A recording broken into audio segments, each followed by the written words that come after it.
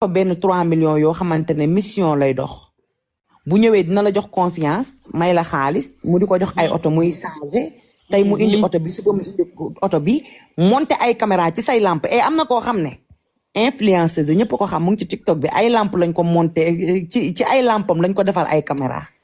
kaa boobu jox nañ ma ko démb ci guddi. kon yëngu nga kaa boobu moom dama koy teg ci kaw taabal bi moom. non bu ko laal ci kaw taabal bi laa koy teg kaaw influenceur bi. am na yenn DG yi balaa ngaa dugg ci hôtel bi moom da lay jiitu ci hôtel bi fekk miini na ko ak ay caméra.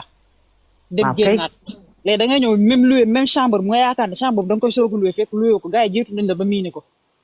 dëgg la bu ñu génnee li ne ci moom dëkk bi dina yëngu de. dëkk bi dina yëngu de. ma ne influenceur bi doon liggéey coach kaa bi.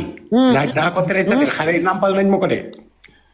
am na lu boo taalee daal yow waxal ay bal man nag xam nga damaa wéex donc fii moom cofal rek.